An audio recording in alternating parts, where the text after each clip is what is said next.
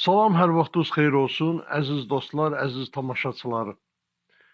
Əziz dostlar, bildiyiniz kimi Avropa Parlamenti demək Azərbaycanla bağlı qətnamə çıxardı və qətnamədə də deyilir ki,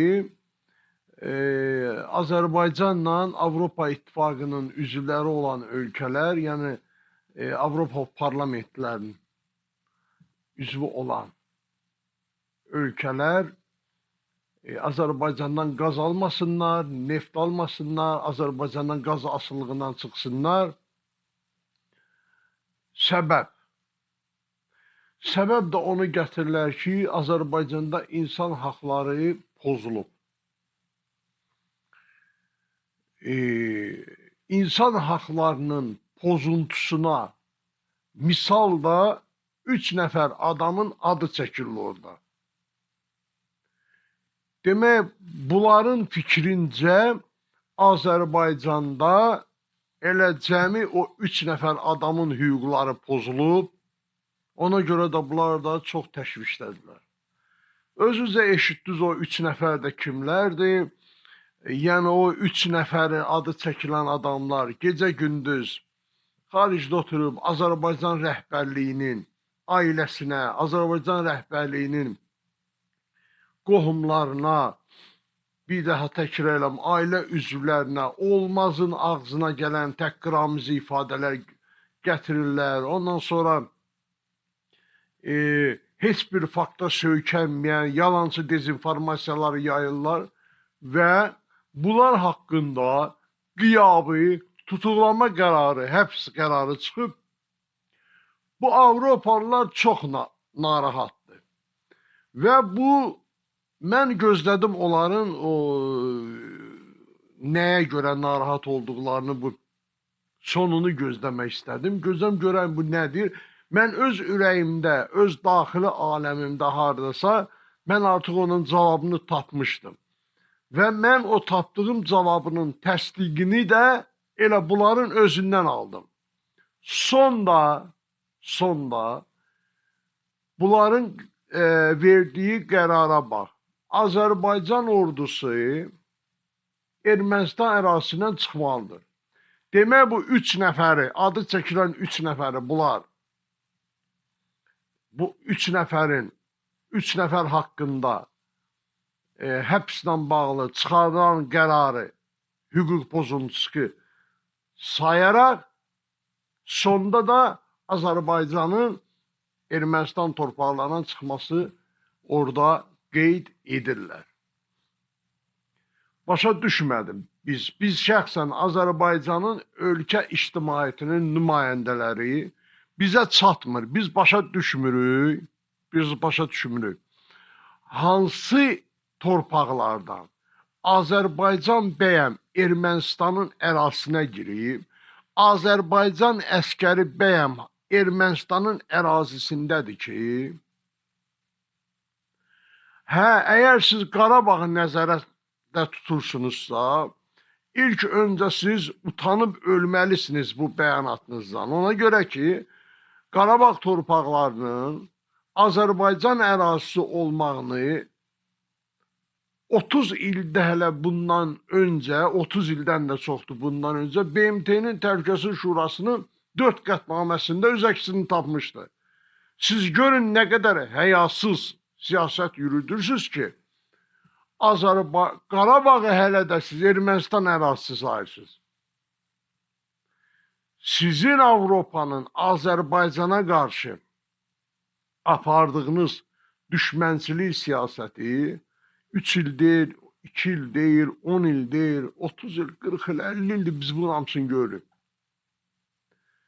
Yəni sizdən biz yaxşı bir şey heç vaxt gözləməmişik, bundan da sonra da gözləmirik. Amma heç olmasa bir utanardınız. Bu siyasətin bilirsiniz hansı nevidir?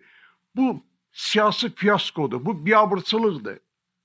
Bu biabırçılıq, görün bu Avropa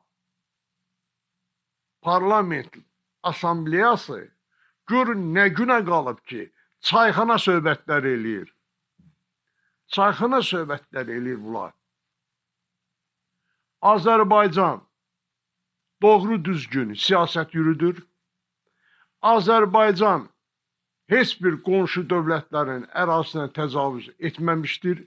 Bu gün də Azərbaycan əskəri heç bir qonşu dövlətlərin ərazisində deyildir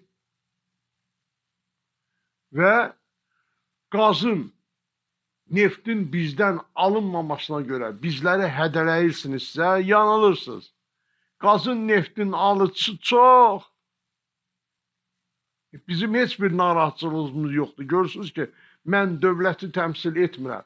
Mən ölkə ictimaiyyətinin nümayəndəsiyəm, mən bu fikirdəyəm. İndi görün dövlətimiz hansı fikirdədir. Yəni bizi heç sürə narahat eləmir. Siz bizdən qaz aldınız, neft almadınız, heç bir problem yoxdur. Və sizin o 3 nəfərin ki adını çəkirsiniz, Azərbaycan ölkə mən şəxsən bilmirəm, o Azərbaycanda dövlət adamları, dövlət səviyyəsində o adın çəkdiyiniz 3 nəfər hansı səviyyədə, harda dayanır, o deyə bilmərəm, amma Azərbaycan ölkə ictimaiyyəti olaraq bizim gözümüzün önündə o 3 nəfər adam çox əski, tərbiyəsiz, əxlaqsız bir həyat tərzi yaşayan adamlardılar. Onların illərcə video görüntüləri yayılıb. Bütün Azərbaycan xalqı onları çox gözəl tanıyır. Əxlaqsız video görüntüləri yayımları onları. Onlar bu günlərdə heç bir siyasi rol oynamırlar o 3 nəfər. Sadəcə durublar, Azərbaycanın dövlət rəhbərlərini təhqir edirlər, söyürlər. Bizim Azərbaycanın dövlət rəhbərləri, mən buradan Avropaya həmin o nümayəndələrinə səslənmək istəyirəm. Azərbaycanın dövlət rəhbərləri bugün bu əxlaqsızların, bu qeyri-etik Azərbaycan rəhbərliyinə, qeyri-əxlaqi yanaşımları, atdıqları şər böhtanlara biz Azərbaycan ölkə ictimaiyyəti dözmürük və dəfələrlə biz bunu ifadə etmişik ki, bu adamlar təcili olaraq bunların həbsinə nail olub Azərbaycana gətirilməlidir. Azərbaycanda heç kimə işgəncə verilməyib, yalandır. Kimə verilir? Mən həbs həyatının nə olduğunu yaxşı bilirəm. Həbsxanalardakı vəziyyətin içərisindəki mənim kimi onu ikinci bilən adam bəlkə də yoxdur Azərbaycanda. Heç kimə işgəncə verilmir. Bəli, kiminsə anasına, arvadına, gəlinə, uşağına söyürsənsə, şər böhtan atarsansa, onu kiminsə ailəsi, uşağı, gəlini haqqında, namusu, qeyrəti haqqında rüsva edici məlumatlar yayarsansa, Azərbaycan Respublikası Cinayət Məcəlləsinin 147-ci maddəsi var, ən azından məsuliyyətdir bura. Çünki Azərbaycanda bu maddə var. Düzə indiki maddə 4, dədə babadan var bu. Ola bilsin ki, Avropada yoxdur, burada var. Ona görə də Azərbaycanla bağlı danışan, məlumat yayan insanlar ilk öncə Azərbaycan qanunvericiliyini yaxından tanımalıdırlar. Bir daha Azərbaycan ölkə ictimaiyyəti nümayəndələri olaraq bəyan edirik ki, Avropanın Azərbaycan haqqında qəbul etdiyi qətnamə, çıxardığı qərarların Azərbaycanın əleyhinə olan qətnamə və qərarı Azərbaycan ölkə ictimaiyyətinin nümayəndələri olaraq tanımırıq, tanımaq da istəmirik və qəbul da etmirik. Çünki bilirik ki, həmin bu qərardadın, həmin bu qətnamələrin arxasında gözü götürməməzlik sindromu dayanır. Azərbaycana qərəzlidir, yanaşmanın nəticələridir bu, böhtandır, şərdir və bir Azərbaycanlı türkü kimi bunu deyə bilərəm ki, ən azından ləyaqətsizlikdir bu. Azərbaycan dövlətinin, Azərbaycan dövlətinin rəhbərinin, Azərbaycan ictimaiyyəti yanında olub, bugün də yanındadır. 100 dəfə də siz hansısa bir qərar çıxarsınız, qətnamə çıxarsınızsa, nə ölkə ictimaiyyəti tərəfindən, nə də hesab edirəm Azərbaycan dövlət tərəfindən qəbul edilməyəcəkdir bu. Ona görə də nəzərə almağınızı xahiş edirik. Əziz dostlar, bununla mən də fikrimi bitirirəm.